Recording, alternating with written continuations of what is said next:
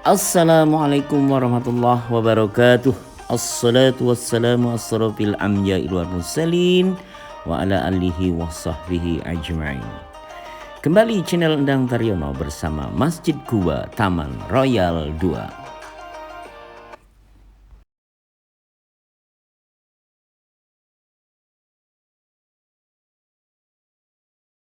الصلاة والسلام عليك يا إمام المجاهدين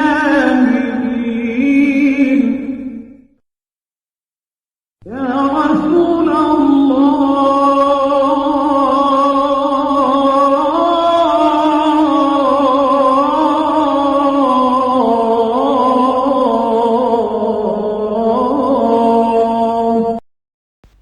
Alhamdulillah, Sabtu tanggal 8 Januari 2022 atau bersamaan dengan tanggal 2 Jumadil Akhir. Bersama Masjid Kuba, sebagaimana biasanya menyampaikan kajian rutin ba'da subuh Sabtu pagi bersama Al-Ustadz Dr. Ruslan Husin Marsabisi.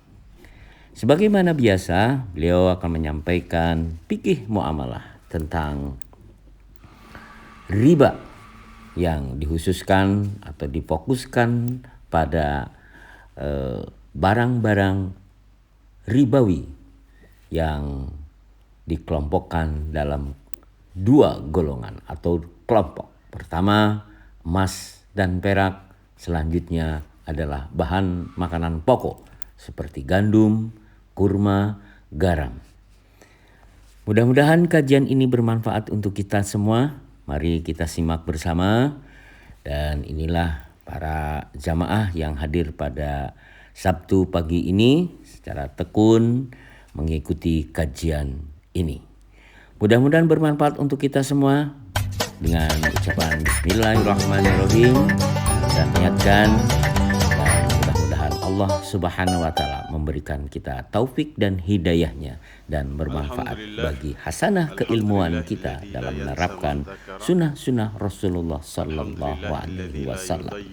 Jangan lupa like, share, comment, and subscribe di channel Endang Taryono. Terima kasih. Assalamualaikum warahmatullahi wabarakatuh. أشهد أن لا إله إلا الله وأشهد أن محمدًا عبده ورسوله اللهم صل على سيدنا محمد وعلى آله وصحبه ومن تبعهم إلى يوم الدين أما بعد.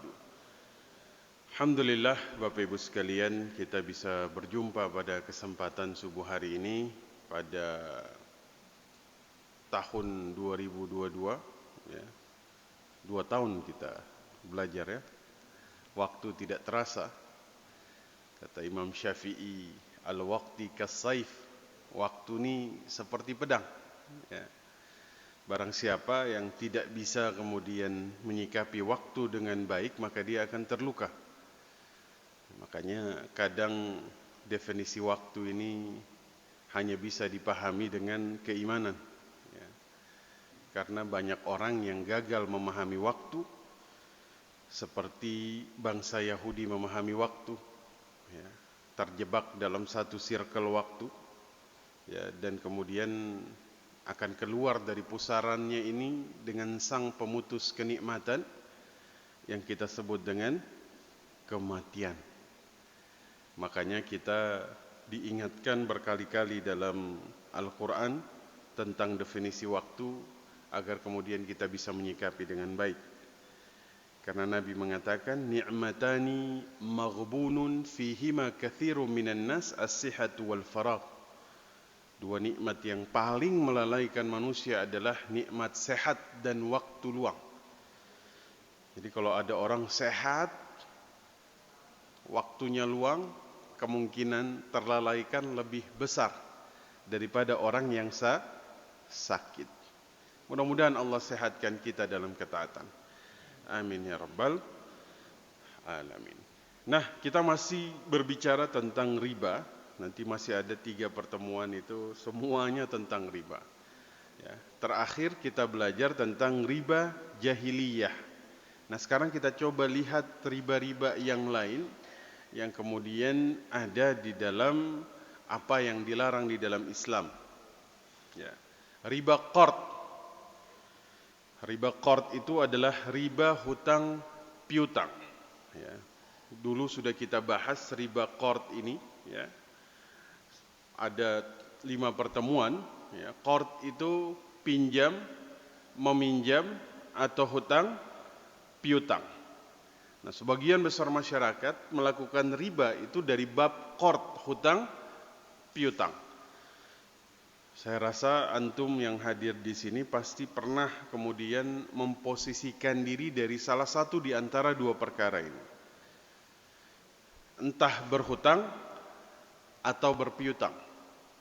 Jelas ya bahwa riba qard ini riba yang kemudian mereka menambahkan dari jumlah pinjaman yang diberikan. Pinjam 1 juta ganti 1.200.000. Ya, itu sudah pernah kita bahas ya. Nah, riba qard inilah yang kemudian diharamkan di dalam Al-Quran dan diberikan ancaman yang sangat keras di dalam Al-Quran ya, karena ada kezoliman di dalamnya. Ada apa? Kezoliman.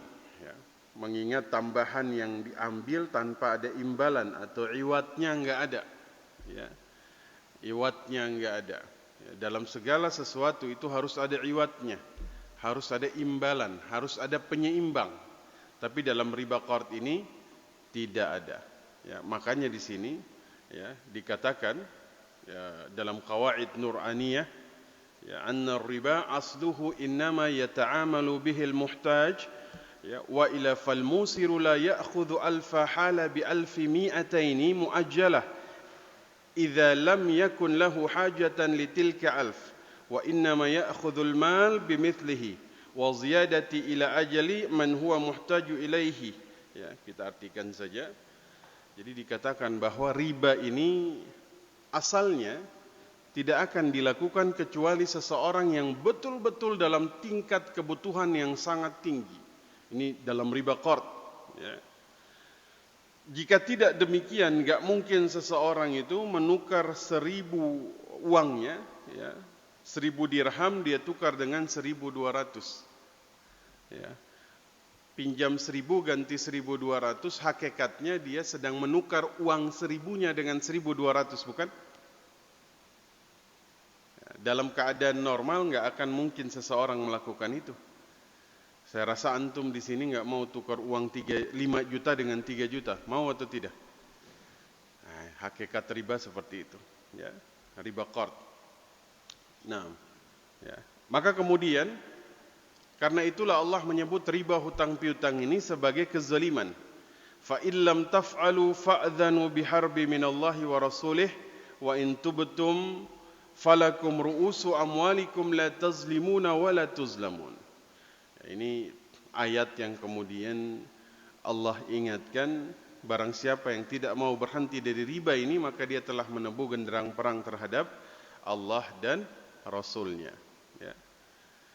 Maka di sini Syekh Muhammad Al-Bukhari Al-Hanafi dalam kitabnya Mahasinul Islam, hikmah larangan riba. Ya. Jadi kata beliau, tidak ada orang yang mau membayar riba selain orang yang sedang terhimpit kesusahan. Ya. Beliau katakan di sini orang yang kemudian sedang terhimpit kesusahan. Ya. Bukankah orang yang pinjam dari riba ini biasanya dia sedang susah. Ya. Seharusnya orang dalam posisi seperti ini, ya, maka dia ini seharusnya berhak mendapatkan sedekah, berhak dikasihani, berhak ditolong. Ya. Kalau dia tidak diberi sedekah, ya, kita hanya mampu memberikan pinjaman, paling tidak jangan dikasih tambahan atau bunga. Ya. Nah, ini masih kemudian penjelasan-penjelasan yang berkaitan dengan riba qard. Tapi qard itu sendiri insyaallah sudah pernah kita bahas. Ya. Tapi saya agak lupa waktu itu saya bagikan filenya atau tidak? Materinya. Belum ya? Oh, nanti saya bagi berarti ya. sudah cukup lama kita bahas. Ya, kalau tidak ada materinya, maka bisa hilang ilmunya. Nanti tolong diingatkan, saya kirim kemana, nanti ada yang WhatsApp ke saya atau ke Pak Rohiman boleh. Jadi biar saya share. Ya, karena ilmu itu kalau tidak diikat dengan tulisan maka bahaya, bisa hilang dia. Ya. Kalau kita seperti Imam Syafi'i ya nggak hilang ya. Tapi ya nanti saya bagikan. Maka kata Imam Muhammad Al-Bukhari ya, bahwa orang yang berada dalam situasi memberikan riba bagi saudaranya ini orang-orang yang telah kehilangan rasa kasih sayangnya ya. Nah, maka kita langsung masuk saja dalam riba jual beli pada pagi hari ini ya. Ada riba namanya riba jual beli ya. Tadi riba qard terjadi pada hutang piutang. Nah, ini riba jual beli terjadi pada jual beli ya.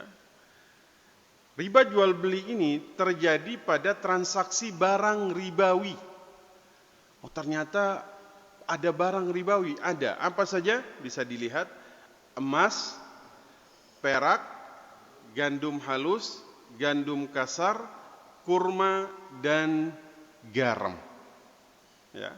Itu 6 barang ribawi. Yang disebutkan dalam hadis ada 6. Maka riba jual beli itu adalah riba yang terjadi pada pertukaran 6 barang ribawi ini. Ya. Dan riba jual beli itu terbagi atas 2.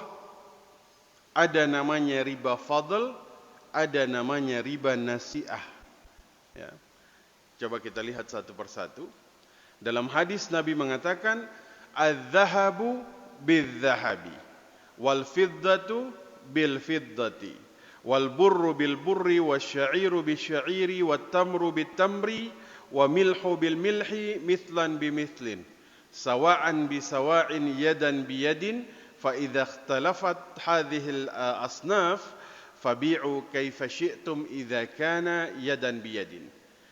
Kata Nabi, emas ditukar dengan emas, perak ditukar dengan perak, gandum kasar ditukar dengan gandum kasar, gandum halus ditukar dengan gandum halus, korma ditukar dengan korma, garam ditukar dengan garam. Ya. Kata Nabi, maka takarannya harus sama dan tunai. Ini yang disebutkan tadi. Takarannya harus sama dan tunai jika terjadi pertukaran di antara sesamanya. Kita ulang lagi, takarannya harus sama. Kemudian yadan biyadin. Yadan biyadin ini apa? Tangan dengan tangan. Berarti qabad, langsung di tempat. Enggak boleh ada penundaan dari pertukaran ini. Ya. Kata Nabi SAW, jika yang ditukar itu berbeda, ya, maka boleh sesuka hati kalian asalkan tunai. Saya ulangi lagi. Jika terjadi pertukaran benda-benda ribawi ini, maka harus takarannya sama, kemudian di tempat. Tapi jika berbeda, ya, jadi emas kalau ditukar dengan emas, apa syaratnya? Takarannya sama di tempat. Ya, perak ditukar dengan perak, syaratnya apa? Takarannya sama di tempat. Kalau gandum ditukar dengan gandum, syaratnya apa? Takarannya sama di tempat. Oke? Kalau korma ditukar dengan korma, syaratnya apa? Takarannya sama di tempat. Kalau misalnya berbeda, emas ditukar dengan emas, boleh sesuka hati kalian. Artinya tidak dibatasi dengan takaran. tapi harus tunai di tempat. Kira-kira itu salah satu syarat yang kemudian harus dipenuhi berdasarkan hadis ini. Baik, maka kita lihat. Di sini dari Ma'mar bin Abdullah radhiyallahu anhu, beliau dengar bahwa Nabi sallallahu alaihi wasallam mengatakan, "At-ta'amu bit-ta'ami mithlan bimithlim." Qala wa kana ta'amuna yawma idz sya'ir. Ya, kemudian dikatakan, ya, makanan dibarter dengan makanan maka harus sama takarannya. Ya. Makanan pokok kami pada saat itu adalah gandum syair. Ya, gandum. Ya. Kalau kita apa? Nanti kita lihat ilahnya. Bahwa beras termasuk barang ribawi. Kenapa? Karena ilahnya atau kiasnya itu adalah bahan makanan pokok. Maka beras ketika ditukar dengan beras harus memenuhi persyaratan yang ada di dalam syariat. Ya. Nah, kita lihat. Ya. Ini tadi sudah ya, dia berulang lagi nih. Ya. Nah, maka diperhatikan Bapak Ibu ya. Ibu-ibunya nggak bisa lihat ya. Nah, ada TV khusus di dalam? Ada ya? Ada, baik. Tolong diperhatikan dari hadis tadi ya. Berarti kita mengelompokkan barang ribawi ini menjadi dua golongan. Ya. Golongan pertama atau kelompok pertama Bapak Ibu, ada namanya kelompok emas dan perak. Kelompok emas dan perak. Ya. Maka kita lihat zaman sekarang, kira-kira barang ribawi zaman sekarang yang bisa kita masukkan ke kelompok pertama apa saja? Uang. Ya, baik itu uang kertas, semua alat tukar di zaman kita, maka dia masuk kelompok yang pertama. Jadi kelompok pertama ini kelompok emas dan perak. Jika kemudian kita lihat zaman sekarang, apa kira-kira barang ribawi yang masuk ke kelompok pertama ini? Semua mata uang itu masuk di sini. Ya, maka jika kemudian nanti Bapak Ibu melakukan tukar menukar rupiah dengan rupiah, maka hukumnya sama dengan menukar emas dengan emas. Tadi syaratnya apa? Emas dengan emas? Tunai di tempat. Berarti kalau tukar rupiah dengan rupiah apa syaratnya? Takarannya sama di tempat. Jelas ya? Jadi kalau ada yang mau nuker duit, ini harus terpenuhi. Jadi kalau ada orang nuker duit, saya mau nuker duit 100.000, pecahannya 20.000. Ketika ditukar, cuman ada 20.000 4 lembar. Yang 2 lembar dia bilang, besok baru saya kasih. Riba atau tidak? Kenapa? Karena tidak memenuhi syarat. Jadi itu kelompok pertama. Ya. Sekarang kelompok yang kedua. Kelompok kedua ini, itu tadi apa? Gandum, garam, korma. Ya. Maka semua bahan makanan yang bisa disimpan, al-qut, muddakhar, seperti beras, jagung, ini semua masuk kelompok kedua. Atau bisa kita sebut kelompok kedua ini adalah kelompok bahan makanan pokok. Jadi barang ribawi ada berapa? 2. Kelompok 1 kelompok mata uang. Kelompok kedua adalah kelompok bahan makanan pokok. Ya. Nah, maka untuk terjadi pertukaran diperlukan syarat-syarat agar tidak terjadi yang namanya riba jual beli di sini. Ya. Maka Bapak Ibu sekalian, ya, syarat pertama kalau misalnya terjadi tukar menukar emas dengan emas, tadi saya sampaikan apa? Miqdarnya. Miqdarnya ini ukurannya dalam hal jumlah, takaran timbangan harus sama. ya. Jadi kalau ada perbedaan kualitas boleh tidak dihitung, ya. Syarat kedua, dia harus tunai, harus di tempat, nggak boleh tunda, ya. Contoh, Pak Haji mau menukar emas 21 karat, ya, sebanyak 10 gram dengan emas 24 karat sebanyak 10 gram langsung dalam majelis akad, ya. Boleh? Boleh.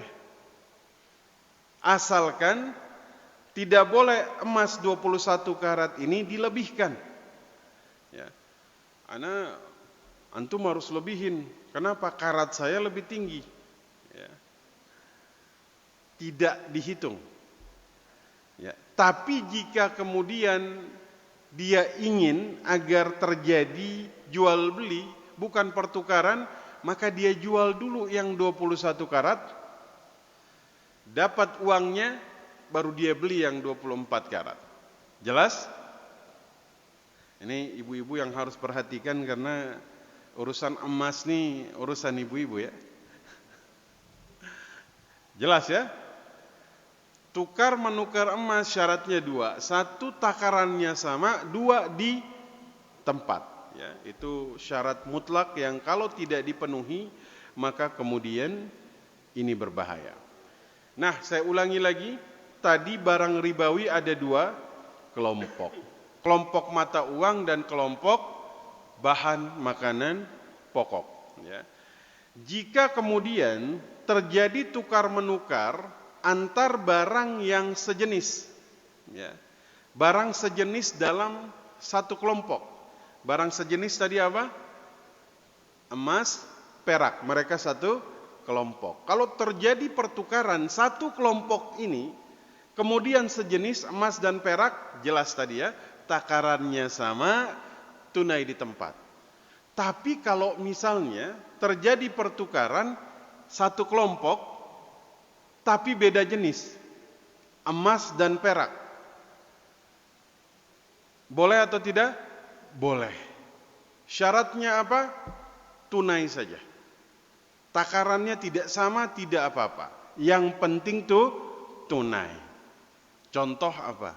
Tukar rupiah dengan dolar. Boleh? Boleh. Ini kan sama seperti menukar emas dengan perak. Kalau emas dengan emas, maka 24 gram dengan 24 gram. Jelas? Karena satu jenis. Nah, sekarang beda jenis tapi masih satu kelompok. Emas dengan perak. Boleh tidak sama takarannya? Boleh, yang penting tunai. Contohnya tukar duit. Dolar dengan rupiah. Orang $1 berapa rupiah, Pak, sekarang? 15.000. Berarti kan takarannya nggak sama, kan? Boleh karena beda jenis di satu kelompok. Tapi harus tunai. Ingat, harus tunai di tempat. Maka ini diperhatikan betul. Saya mau tukar duit, boleh, silahkan. Dolar dengan rupiah. Tapi dolarmu sinikan dulu, rupiahnya besok baru saya serahkan. Boleh? Nggak boleh. Kenapa? Tertunda, dilarang ketika barang ribawi satu kelompok beda jenis. Jelas, ya? Nah, ini sama seperti misalnya tukar beras dengan beras. Apa syaratnya beras dengan beras? Timbangannya sama, tunai di tempat. Kalau tukar beras dengan jagung boleh? Takarannya boleh sama? Tidak. Yang penting tunai di tempat, ya. Itu harus kita perhatikan betul agar kemudian tidak terjadi riba, ya. Nah, maka kemudian sekarang kalau ribanya ini antar kelompok, bukan ribanya, ribawi, terjadi pertukaran barang ribawi antar kelompok. Taruhlah misalnya kelompok satu tadi apa? Emas, ya. Perak ya, dia terjadi kemudian pertukaran antar kelompok. Maksudnya antar kelompok itu kelompok kedua bahan makanan pokok. Berarti kan uang ditukar dengan beras. Apa syaratnya? Tidak ada. Boleh tidak tunai, boleh tunda, boleh ngutang, takarannya tidak sama, boleh. Itu jika antar kelompok. Nah, itulah yang kita lakukan, jual beli, ya. Kita beli apa misalnya? Beli korma, ya kan? Saya kasih uangnya nanti kirim dulu kormanya, boleh, silahkan. Karena dia beda kelompok. Jelas Bapak Ibu? Kalau beda kelompok terserah, ya. Kaifa syi'tum kata Nabi. Ya, sesuai dengan apa yang kalian inginkan, asalkan kemudian ridha, ya. Seperti itu. Saya izin minum dulu, Bapak Ibu. Silakan diminum. Bismillah. Ini dari mulai langsung ini ya, bismillah.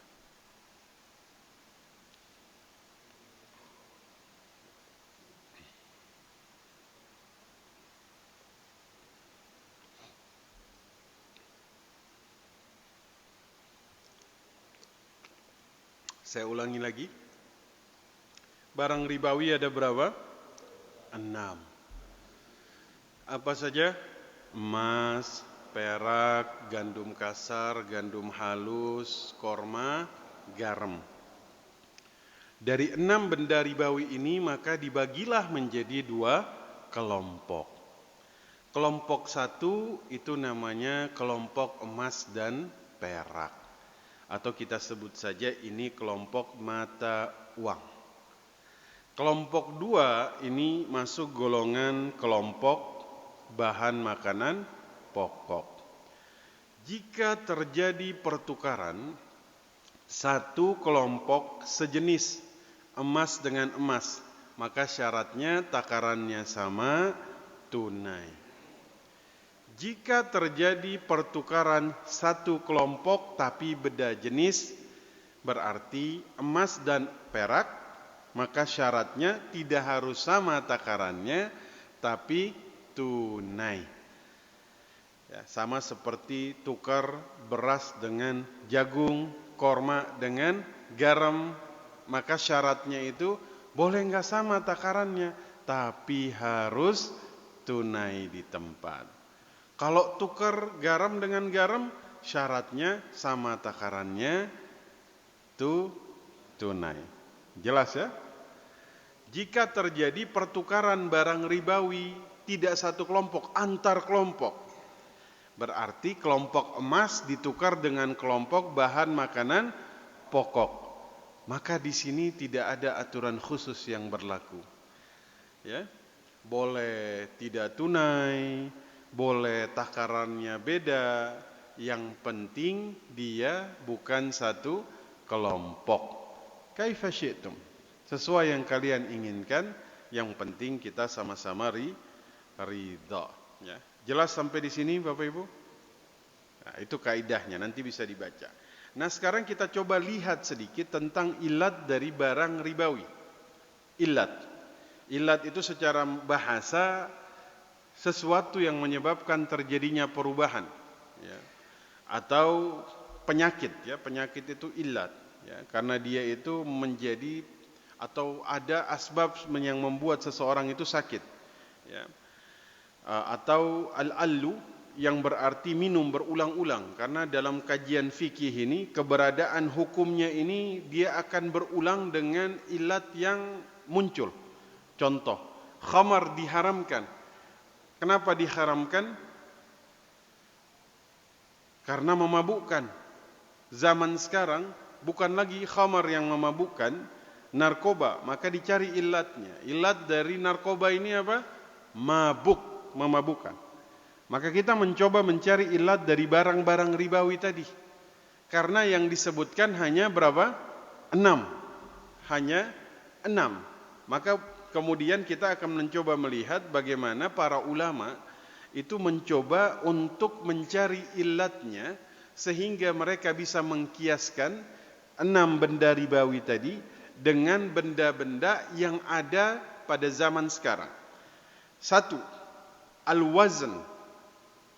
Al-wazn ini semua yang dijual dengan satuan berat maka masuk barang ribawi. Ya. Sehingga tembaga, besi, logam berharga lainnya dia termasuk barang ribawi. Kenapa? Karena dia ditimbang dan dia dijual dengan satuan berat. Ya. Kalau kita gunakan pandangan ini dari Hanafiyah, ya, dan madhab Hambali. Hanafiyah berarti ulama-ulama bermadhab Hanafi. Ulama bermadhab Hanafi siapa saja?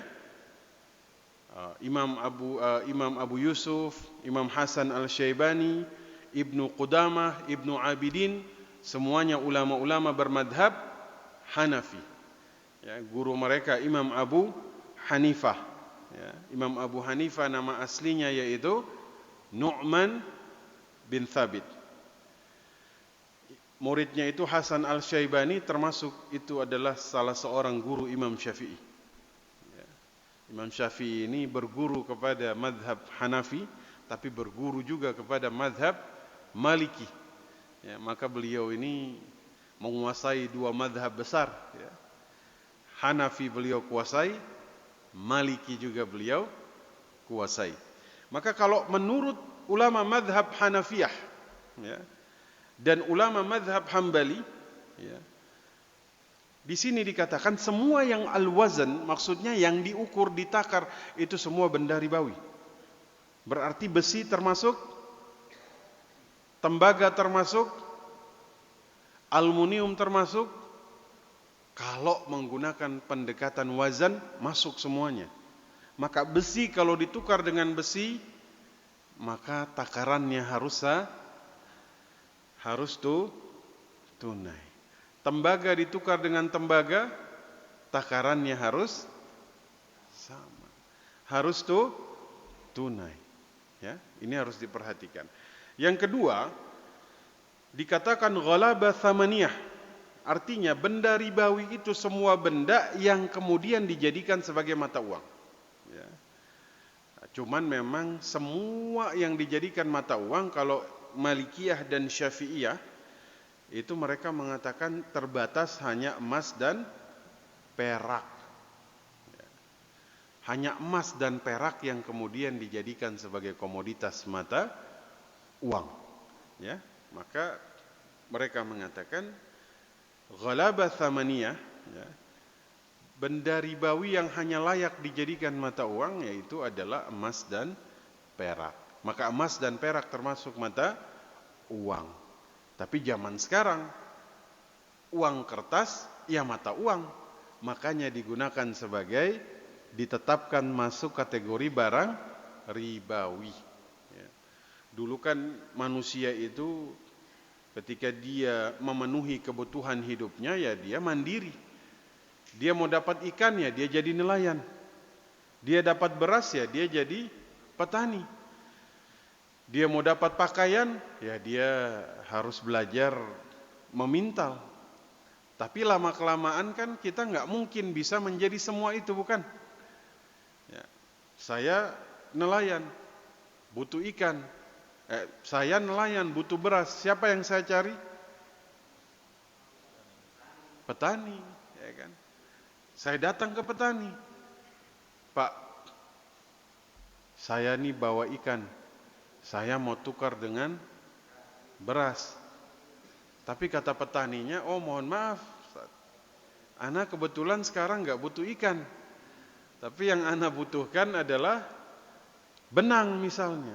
Waduh, otomatis tidak terjadi pertukarannya. Makanya lama-lama mereka butuh mediasi yang bisa mempertemukan 2 keinginan yang sama pada satu waktu. Ya, maka ada mata uang. Mata uang ini kemudian mereka cari yang paling pas itu apa sih kira-kira? Garam pernah di Italia digunakan sebagai alat tukar. Tapi ya tidak tahan lama kan. Antum beli rumah di Bandung, bayar pakai garam 10 truk. Belum sampai di Bandung sudah cair dia. Maka tidak tahan lama. Umar pernah ingin menjadikan kulit onta sebagai alat tukar. Sahabat yang lain gak setuju, ya Amirul Mukminin, lama-lama habis onta ini. Semua orang bunuh onta hanya karena ingin ambil kulitnya untuk jadi alat tukar. Maka jadilah yang namanya emas yang dijadikan mata uang, dinar dan dirham pada saat itu. Dinar dari Romawi, dirham dari Persia. Lama-lama bangsa Yahudi ini mereka bikin satu pola. Apa polanya? Jadi orang yang mau safar, mereka bilang, titiplah emas kalian sama kami. Nanti kami buatkan surat. Surat ini nanti bisa kalian tukarkan di tempat tujuan kalian, kayak agen-agen kami di sana, dengan emas yang sama. Jadi mereka keluarkan bukti kepemilikan surat. Jadi misalnya kita mau pergi ke Surabaya, kita nitipin emas ke mereka, nanti mereka bikin surat kepemilikan. Kita bawa ke Surabaya, kita bisa tukar di sana dengan jumlah yang sama. Lama kelamaan banyak yang nitipin emas. Emas mereka makin banyak. Akhirnya mereka iseng nerbitin surat-surat yang lain. Surat-surat inilah yang nanti cikal bakal uang kertas pada akhirnya. Nah, maka kemudian kalau kata Imam Malikiyah dan Syafi'iyah, semua hal yang layak dijadikan mata uang masuk barang ribawi, dan yang layak bagi mereka hanya emas dan perak. Ya. Maka dulu zamannya, kalau kemudian dia bercampur sedikit saja yang merusak, maka itu bisa mengganggu. Ya, contoh dulu tuh pernah terjadi pada zaman Imam Syafi'i dan Imam Al-Ghazali, emas itu dicampur dengan tembaga, Pak. Ya, zaman itu emas yang dicampur dengan tembaga itu disebut fulus. Nah, inilah yang kita sebut fulus itu sekarang ya. Fulus. Ya, fulus itu uang. Dulu tuh uang tembaga, namanya fulus. Fulus. Mafi fulus, manfus katanya. Ya. Nah, jadi kalau kata Imam Madhab Syafi'iyah dan Malikiyah, yang bisa dijadikan ya emas dan perak. Tapi kemudian semua hal masuk. Kenapa? Karena mutlak thamaniyah, artinya semua benda yang menjadi mata uang dan alat tukar di suatu negara, maka dia disebut barang ribawi. Ya. Ini pandangan Imam Ahmad, imam bermadhab, kemudian imam Malikiyah, ya, kemudian Ibnul Qayyim dan gurunya Ibnu Taimiyah juga mengatakan hal yang sama. Berarti mata uang itu masuk barang ribawi? Masuk. Kenapa? Ilatnya karena dia alat tukar. Jelas sampai di sini? Baik. Ya. Nah, jadi berdasarkan pandangan ketiga mutlak tsamaniyah tadi, berarti rupiah, ya, real, dolar, ringgit dan sebagainya termasuk barang ribawi. Ya, maka aturannya ketat. Jika kemudian kita ingin menukar antara satu dengan yang lain, ya, maka aturan yang berlaku itu ketat. Ya, yang tadi saya sampaikan, rupiah dengan rupiah apa syaratnya? Sama beratnya, takarannya sama, tunai di tempat. Dolar dengan dolar apa syaratnya? Sama takarannya, tunai di tempat. Ya. Jika mata uang yang satu ditukar dengan mata uang yang satu, maka kiasnya seperti menukar emas dan perak. Syaratnya boleh tidak sama takarannya, tapi di tempat tunai. Ya, berarti tukar 1 real dengan rupiah 3.500, boleh atau tidak? Boleh. Ya. Ustaz, kalau rupiah dengan real, seharusnya kan 1 real 1 rupiah juga. Harus sama takarannya. Tidak sama, tidak apa-apa. Kenapa? Karena dia beda jenis. Tapi harus tunai. Ya, seperti itu. Nah, kita lihat ilatnya barang ribawi yang lain. Gandum dan garam. Ya. Pertama, dalam pandangan Imam Hanafi dan Madhab Hambali, ya, semua benda yang ketika dijual dia ditakar, baik dia dimakan seperti beras, ya, atau tidak dimakan seperti bubuk henna atau bubuk sabun, ya. Kemudian benda yang dijual dengan cara hitungan seperti buah, telur, binatang dan lain-lain, maka itu bukan benda ribawi. Bukan benda ribawi. Yang benda ribawi menurut mereka hanya yang ditakar saja. Ya. Kemudian yang kedua, karena dia makanan. Ya, maka menurut pandangan Imam Syafi'i, semua yang sifatnya makanan, maka dia barang ribawi. Daging dan lain-lain dia barang ribawi. Jadi kalau tukar daging sapi dengan daging sapi, maka aturannya harus sama takarannya, harus di tempat. Ya. Itu menurut pandangan Imam Syafi'i. Tapi kemudian kita lihat di sini yang masyhur dalam pandangan Malikiyah, dan kemudian inilah yang kemudian digunakan, ya, bahan makanan pokok al-iqtiyat. Ya, makanan pokok kita apa, Pak? Beras. Ya. Atau ada yang gandum di sini? Makanan pokoknya kita orang Indonesia, ya. Antum makan roti 10 biji ditanya, sudah makan belum, Ustaz?